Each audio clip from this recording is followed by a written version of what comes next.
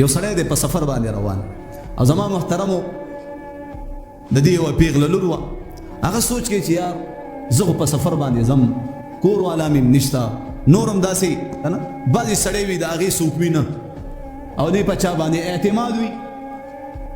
نو اوس د 40 کالو یو پیر صاحب یو بزرگ او زما محترم ټوله زندگی مونځ روژه زکات الله الله الله په دې کې تېره شي نو د خلکو په یو اعتماد وي لکه د ځمکې په سر باندې د ټولو محفوظ ځایونه جوماتونه دي محفوظ ځایونه چې په دې ځایونو کې به د الله نافرماني نه کېږي څوک تصور هم د دې نشي کولی چې په جومات کې هم د الله نافرماني په جومات کې به هم دا څوک ګناه کوي نو دا مسجدونه دا محفوظ قلعاګانې دي قلعې دي د دین اسلام نو هغه سوچ وکړو چې یاره دا لور مې ځان له په کور کې پرېږدم دا فلانکې بزرګ دی الله ورله چې کوم دی ډېر عزت ورکړی یو مرتبه ورکړې او ټوله زندګي یو پاکدامنۍ کې تېره کړه داسې کار وکړم دا خپله لور به دې بزرګ صاحب ته پرېږدم او زه به چې کوم دی خپل سفر وکړم نو زما لور به په حفاظت کې وي محفوظ به وي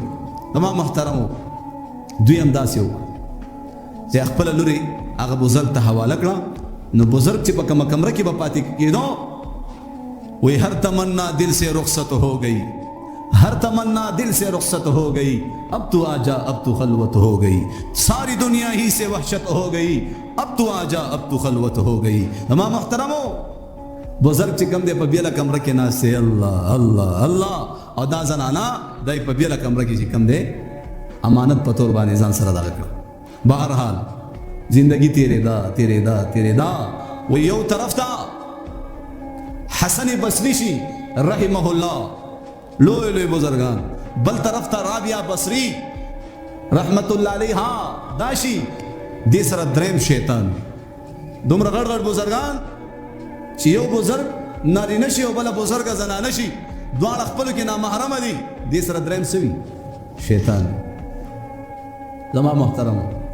اوس دا بزرگ خپل د الله په عبادت او بندګۍ کې لګېدلی دی شیطان راغی او دا بزرگی دومره حده پورې زما محترم و جذباتی کو چې دا په ځان پوهیم نه شو دنه بدکاري وشو الله اکبر وای ډېرې درنې او ډېرې سختې خبرې الله دې زموږ حفاظت وکړي الله دې په خپل امن کې او الله دې په خپلو قدرتونو سره الله دې صحیح سالم د ایمان سره زموږ او ستاسو هغه مرګ الله موږ ته رانصیب کړي چې کوم الله ته قبول او مقبول او د عزت په دعا کې دا غواړي چې الله د عزت مرګ راکړه د عزت ژوند درنه غواړم او د عزت مرګ درنه غواړم